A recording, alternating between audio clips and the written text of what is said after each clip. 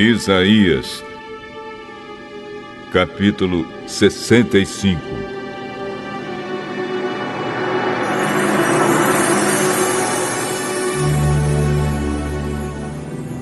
O Senhor Deus disse: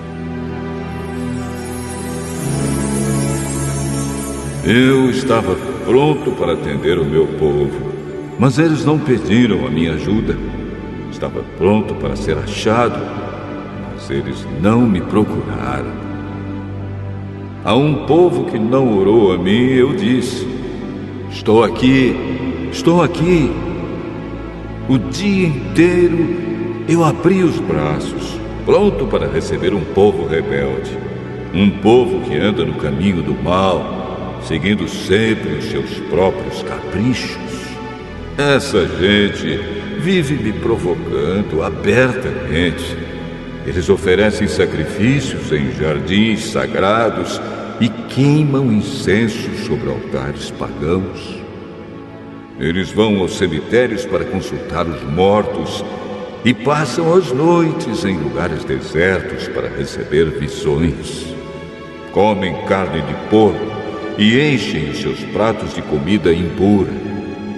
Depois dizem aos outros: parem, não nos toquem, pois somos mais santos do que vocês. Essa gente me faz ficar irado. A minha ira é como um fogo que não se apaga. Tudo o que eles fazem está escrito no meu livro, e não descansarei até castigá-los. Eu farei com que eles paguem pelos seus pecados e também pelos pecados dos seus antepassados. Eles queimaram incenso sobre altares pagãos, nos montes, e me ofenderam com esses sacrifícios. Por isso, farei com que eles paguem pelos seus pecados, por todos eles, um por um. O Senhor falou.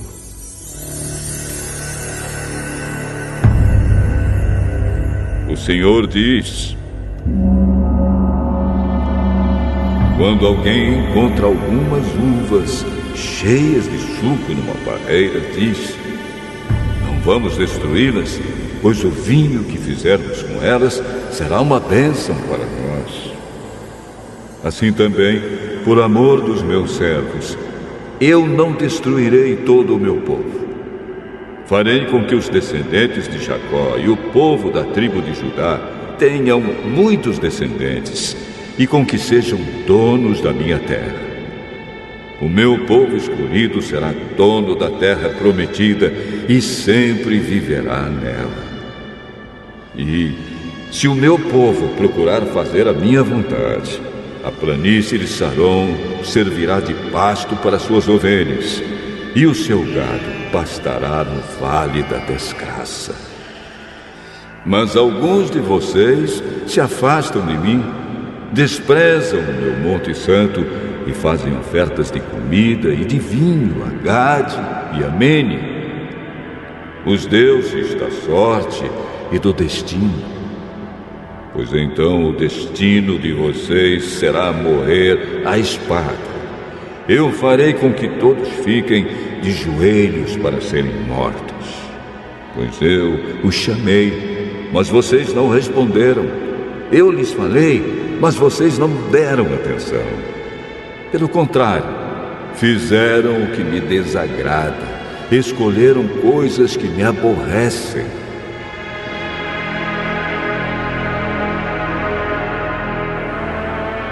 Portanto, o Senhor Deus diz: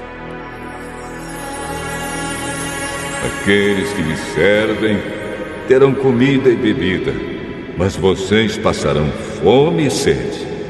Eles serão felizes, mas vocês serão humilhados. Eles cantarão cheios de alegria, mas vocês gemerão de tristeza, chorarão com o coração cheio de angústia. Eu, o Senhor Deus, os matarei. E os meus servos, o meu povo escolhido, usarão os nomes de vocês para rogar pragas. Mas nos meus servos eu porei um novo nome. Qualquer pessoa na terra prometida que pedir uma bênção, vai pedi-la ao Deus fiel. E quem fizer uma promessa, a fará em nome do Deus fiel. O Senhor diz ao seu povo: vocês esquecerão as desgraças que sofrem, e eu também não lembrarei mais delas. Pois eu estou criando um novo céu e uma nova terra. O passado será esquecido e ninguém lembrará mais dele. Alegrem-se, fiquem felizes para sempre com aquilo que eu vou criar, pois vou encher de alegria a cidade de Jerusalém e vou dar muita felicidade ao seu povo. Eu ficarei contente com Jerusalém e o meu povo me encherá de alegria. Nunca mais se ouvirá em Jerusalém nem barulho de choro, nem gritos de aflição. Nunca mais morrerão ali criancinhas de poucos dias. Ninguém morrerá antes de ficar bem velho. Morrer aos 100 anos será morrer moço, e não chegar aos 100 anos será uma maldição. Vocês construirão casas e morarão nelas. Farão plantações de uvas e beberão do seu vinho. Não construirão casas para outros morarem nelas, nem farão plantações de uvas para outros beberem do seu vinho. O meu povo viverá muitos anos, como as árvores, e todos terão o prazer de aproveitar as coisas que eles mesmos fizeram. Todo o seu trabalho dará certo, e os seus filhos não acabarão na desgraça, pois eles e os seus descendentes serão a raça que eu abençoarei para sempre. Antes mesmo que me chamem, eu os atenderei. Antes mesmo de acabarem de falar, eu responderei. Os lobos e os carneirinhos pastarão juntos. Os leões comerão palha como os bois, e as cobras não atacarão mais ninguém. E no meu Monte Santo não acontecerá nada que seja mal ou perigoso. O Senhor falou.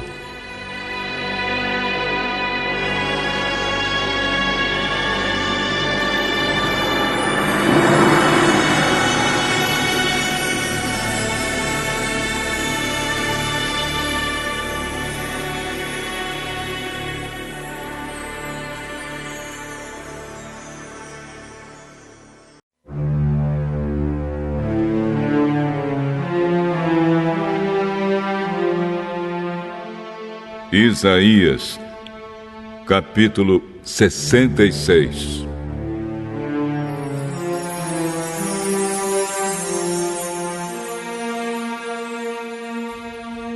O Senhor diz: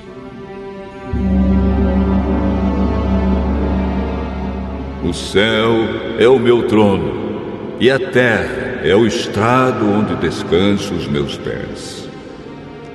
Que tipo de casa vocês poderiam construir para mim? Como conseguiriam construir um lugar onde eu pudesse morar? Eu mesmo fiz o céu e a terra, e todas as coisas são minhas.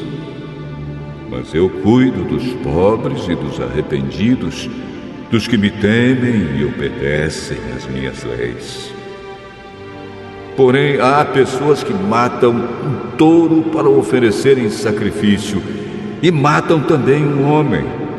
Há pessoas que matam uma ovelha como sacrifício e matam também um cachorro. Há pessoas que me oferecem cereais e me oferecem também sangue de porco. Há pessoas que queimam incenso a mim e também adoram uma imagem. Essas pessoas resolveram fazer o que querem e têm prazer nas suas ações nojentas. Por isso, eu decidi fazê-las sofrer. e resolvi descarregar sobre elas os castigos de que elas têm medo.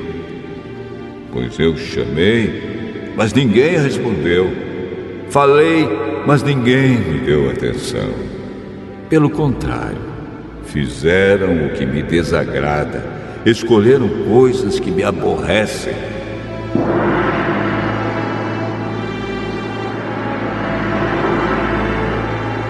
Todos os que temem e obedecem o Senhor, escutem as suas palavras. O Senhor diz a vocês: os seus patrícios os odeiam e não querem saber de vocês porque vocês são fiéis a mim. Eles lhes dizem que o Senhor venha salvá-los para que possamos vê-los alegres.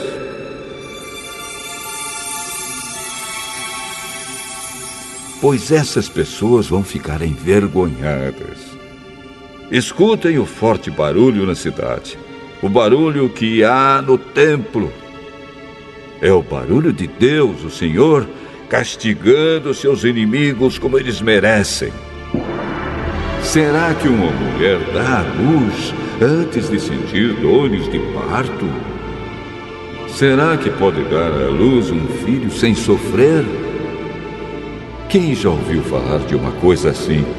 Quem já viu isso acontecer? Pois será que um país pode nascer num dia só? Uma nação aparece assim, num instante? Mas foi isso mesmo que aconteceu com Sião. Assim que sentiu dores de parto, ela deu à luz os seus filhos.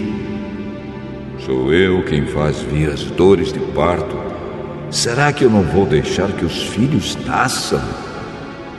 Sou eu, o Senhor, seu Deus, quem está falando. Alegrem-se junto com Jerusalém e cantem hinos de louvor, todos os que a amam. Alegrem-se junto com Jerusalém, todos os que choraram por ela. E ela, como uma mãe que dá de mamar ao seu filho, dará a vocês das suas riquezas, e vocês ficarão satisfeitos. Pois eu, o Senhor, prometo a Jerusalém que farei com que a prosperidade venha como um rio, e com que as riquezas das nações venham a ela como se fossem uma enchente. Então Jerusalém será como uma mãe. Ela lhes dará de mamar, carregará vocês nos braços e no colo os abraçará com carinho. Como a mãe consola o filho, eu também consolarei vocês. Eu os consolarei em Jerusalém. Quando virem isso acontecer, vocês ficarão contentes e terão novas forças, como uma planta que cresce viçosa.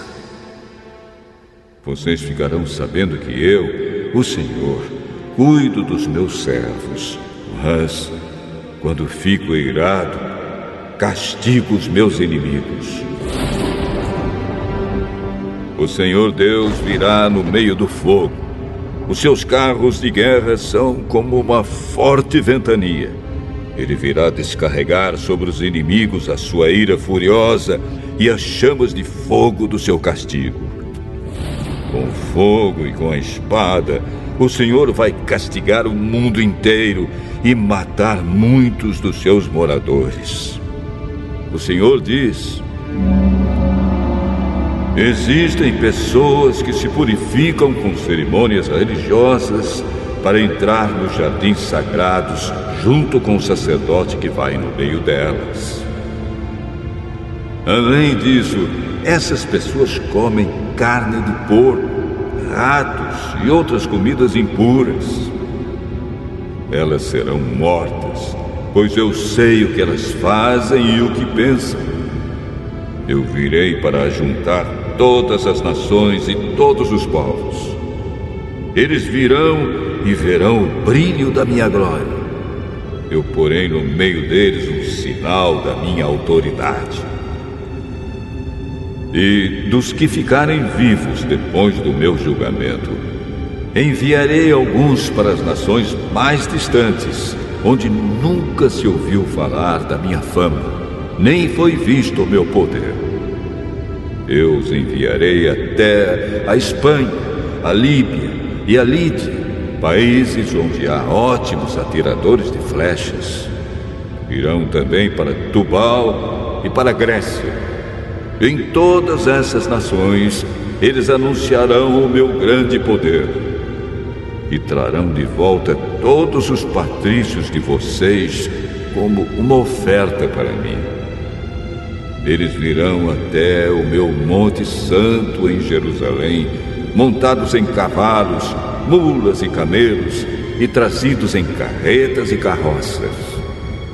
Esses seus patrícios serão oferecidos a mim, assim como os israelitas trazem ao templo as suas ofertas de cereais em vasilhas puras. Eu escolherei alguns deles para serem sacerdotes e outros para serem levitas.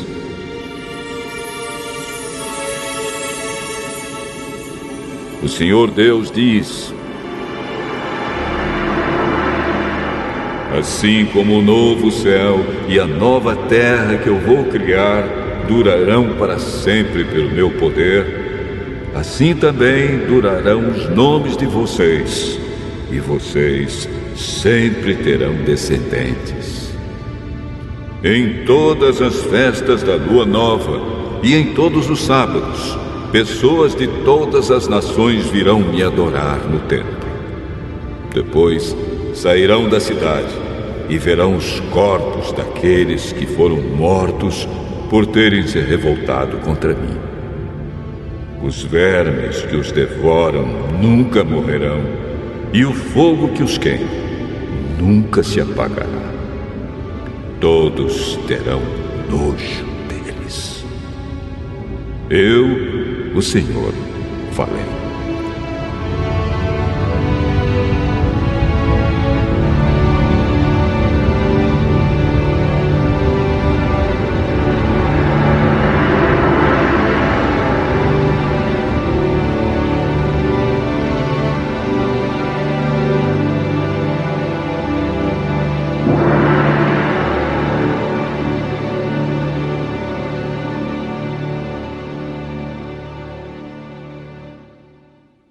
Capítulo 16.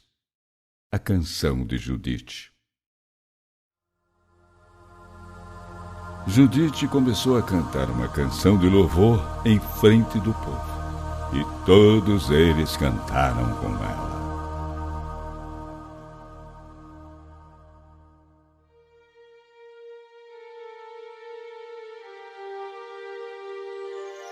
Louvem o meu Deus e cantem hinos em sua honra. Louvem o Senhor com tambores e pratos musicais. Cantem um salmo de louvor em honra a Ele. Deem glória a Deus e peçam a sua ajuda. O Senhor é o Deus que acaba com as guerras.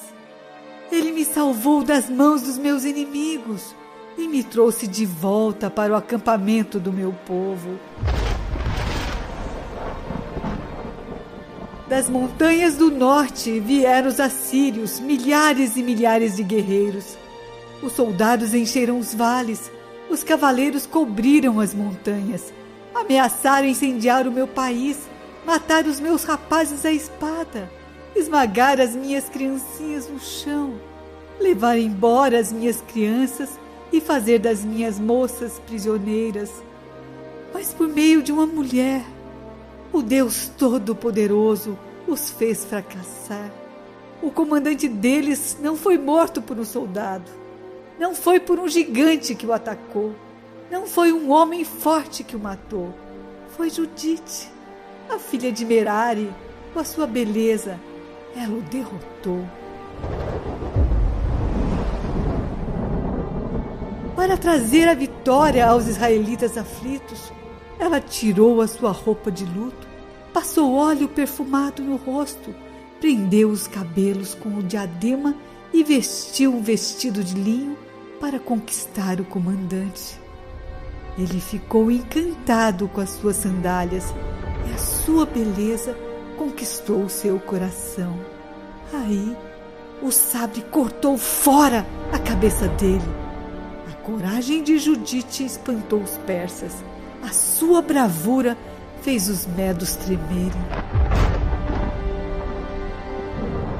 Então, o meu povo humilhado gritou forte, e os inimigos tremeram. Clamou em voz alta, e eles fugiram. Foram feridos como se fossem filhos de escravas. Foram mortos como se fossem escravos. Foram mortos pelo exército do Senhor, o nosso Deus.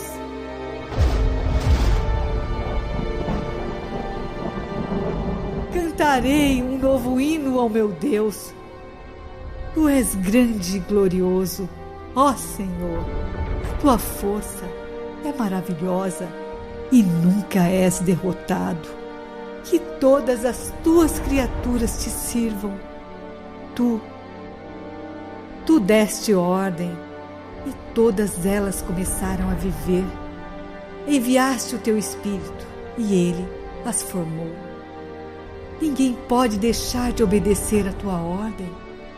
Na tua presença, as montanhas tremem e até as bases. Os mares se agitam e as pedras se derretem como cera. Mas, para os que te temem, tu és sempre misericordioso. Pouco valem os sacrifícios cheirosos, menos ainda vale a gordura queimada em oferta a ti. Mas aqueles que temem ao Senhor serão poderosos para sempre. Ai das nações que se levantam para lutarem contra o meu povo. No dia do juízo, o Senhor Todo-Poderoso castigará todas elas. Ele entregará todas ao fogo e aos vermes, e elas chorarão de dor para sempre.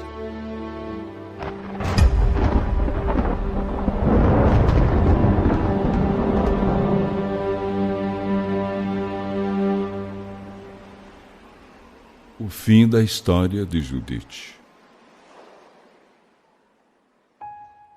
Os moradores de Betúlia foram a Jerusalém e ali se purificaram e adoraram a Deus.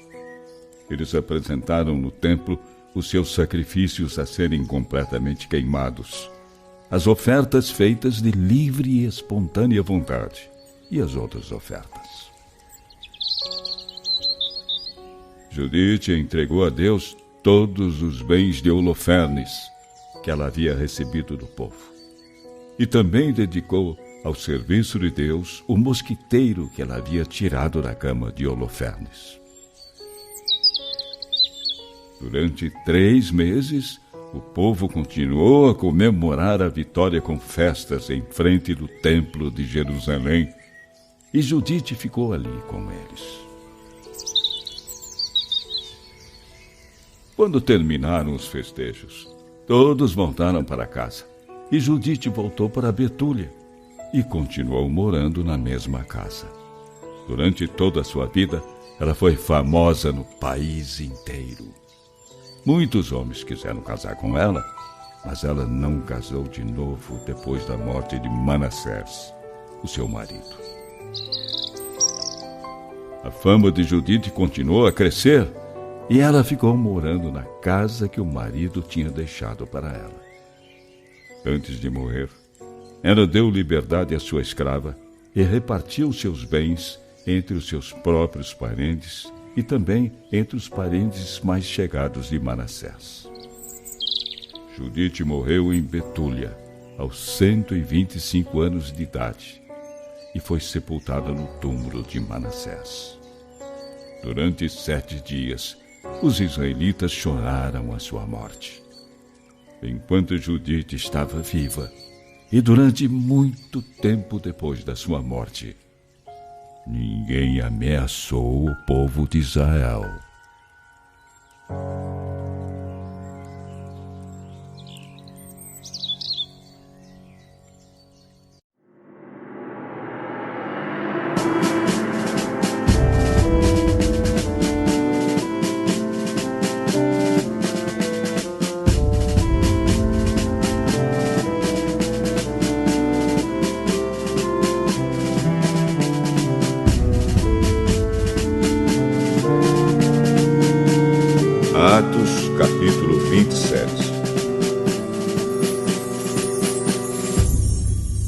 ficou resolvido que devíamos embarcar para a Itália.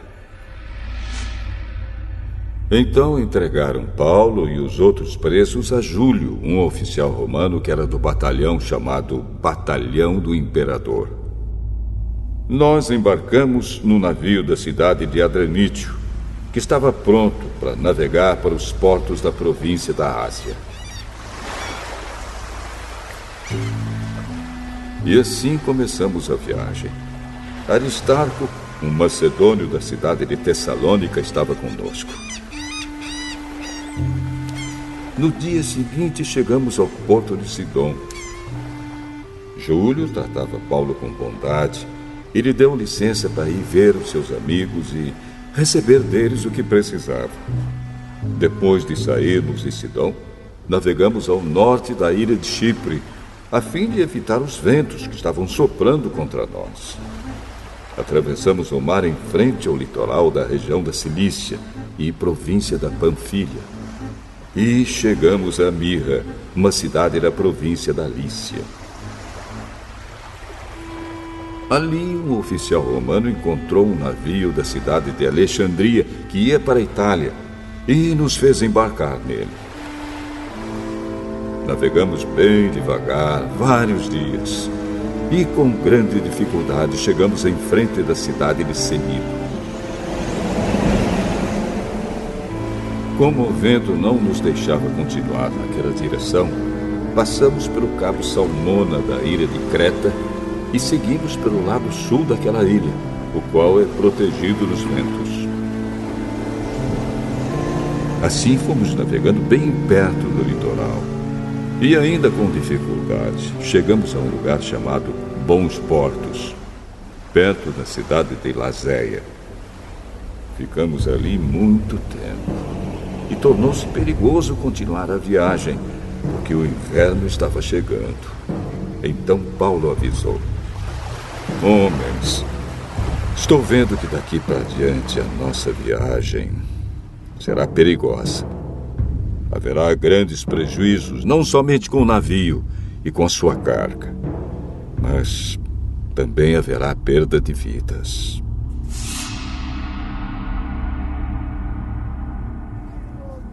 Porém, o oficial romano tinha mais confiança no capitão e no dono do navio do que em Paulo.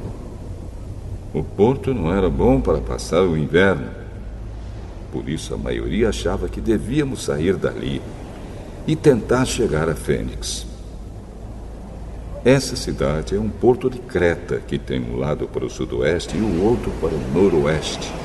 E eles achavam que poderíamos passar o inverno ali. Começou a soprar do sul um vento fraco, e por isso eles pensaram que podiam fazer o que tinham planejado. Levantamos âncora e fomos navegando o mais perto possível do litoral de Creta. Mas, de repente, um vento muito forte, chamado Nordeste, veio da ilha e arrastou o navio de tal maneira que não pudemos fazer com que ele seguisse na direção certa. Por isso desistimos e deixamos que o vento nos levasse. Para escaparmos do vento, passamos ao sul de uma pequena ilha chamada Cauda.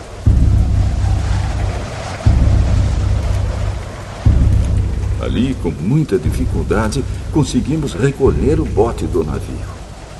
Os marinheiros levantaram o bote para dentro do navio e amarraram o casco do navio com cordas grossas. Estavam com medo de que o navio fosse arrastado para os bancos de areia que ficam perto do litoral da Líbia.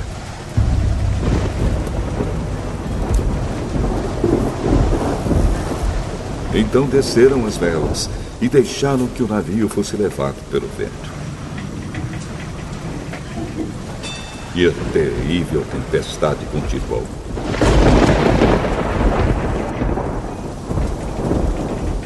No dia seguinte começaram a jogar carga no mar.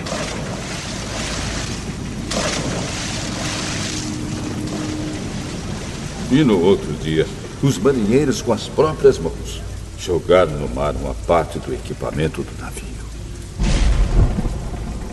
Durante muitos dias não pudemos ver o sol nem as estrelas, e o vento continuava soprando forte. Finalmente perdemos toda a esperança de nos salvarmos. Fazia muito tempo que eles não comiam nada. Então Paulo ficou de pé no meio deles e disse: Homens, vocês deviam ter dado atenção ao que eu disse e ter ficado em Creta. E assim não teríamos tido toda esta perda e este prejuízo.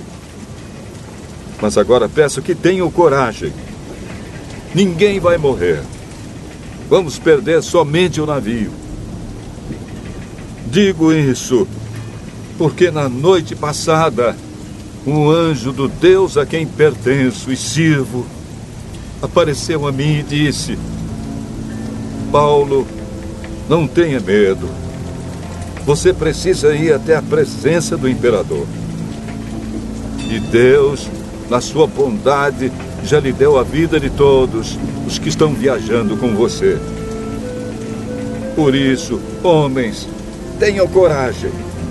Eu confio em Deus e estou certo de que Ele vai fazer o que me disse. Porém, vamos ser arrastados para alguma ilha.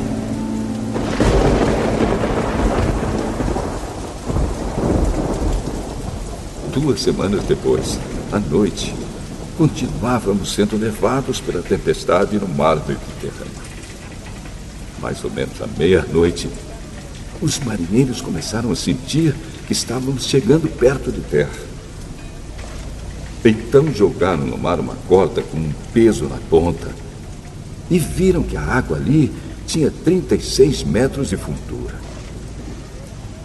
Mais adiante tornaram a medir e deu 27 metros. Eles ficaram com muito medo de que o navio fosse bater contra as rochas. Por isso jogaram 4 âncoras da parte de trás do navio e oraram para que amanhecesse logo. Aí os marinheiros tentaram escapar do navio. Baixaram um bote no mar, fingindo que iam jogar âncoras da parte da frente do navio. Então Paulo disse ao oficial romano e aos soldados: Ei, se os marinheiros não ficarem no navio, vocês não poderão se salvar. Aí os soldados cortaram as cordas que prendiam o bote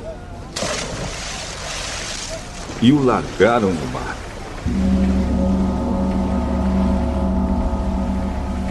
De madrugada, Paulo pediu a todos que comessem alguma coisa e disse: Já faz 14 dias que vocês estão esperando e durante este tempo não comeram nada.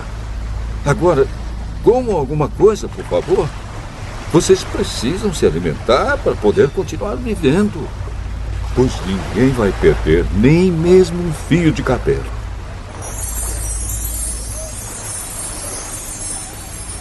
Em seguida, Paulo pegou o pão e deu graças a Deus diante de todos. Depois partiu o pão e começou a comer. Então eles ficaram com mais coragem e também comeram. No navio éramos ao todo 276 pessoas. Depois que todos comeram, jogaram o trigo no mar para que o navio ficasse mais leve. Quando amanheceu, os marinheiros não reconheceram a terra, mas viram a baía onde havia uma praia. Então resolveram fazer o possível para encalhar o navio. Eles cortaram as cordas das âncoras e as largaram no mar e desamarraram os lemes. Em seguida suspenderam a vela do lado dianteiro para que pudessem seguir na direção da praia. Mas o navio bateu num banco de areia e ficou encalhado. A parte da frente ficou presa e a de trás começou a ser arrebentada pela força das ondas. Os soldados combinaram matar todos os prisioneiros para que nenhum pudesse chegar até a praia e fugir. Mas o oficial romano queria salvar Paulo e não deixou que fizessem isso. Pelo contrário, mandou que todos os que soubessem nadar fossem os primeiros a se jogar na água e a nadar até a praia. E mandou também que os outros se salvassem, segurando-se em tábuas ou em pedaços do navio. E foi assim que todos nós chegamos à terra, sãos e salvos.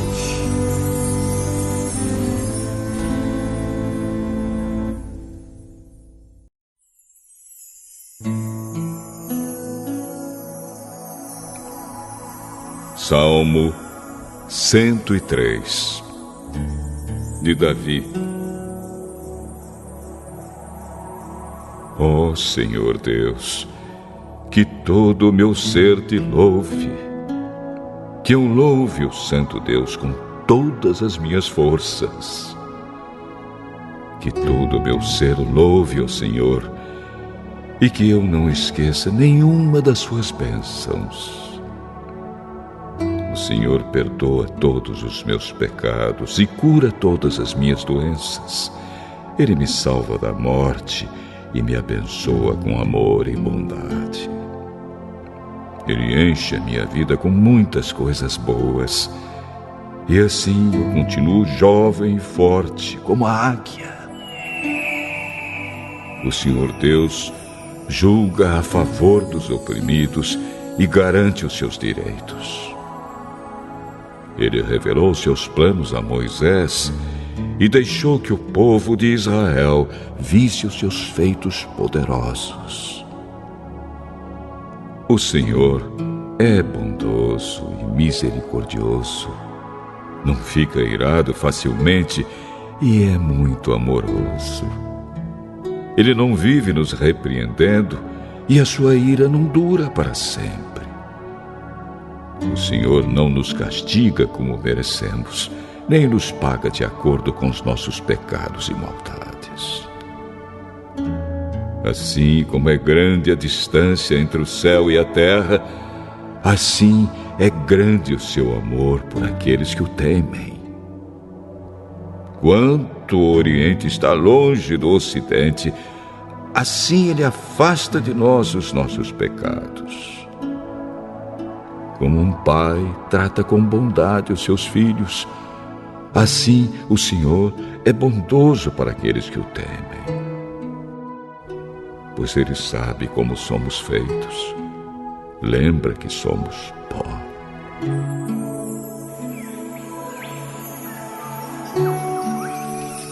A nossa vida é como a grama, cresce e floresce como a flor do campo. Aí o vento sopra, a flor desaparece e nunca mais ninguém a vê. Mas o amor de Deus, o Senhor, por aqueles que o temem, dura para sempre.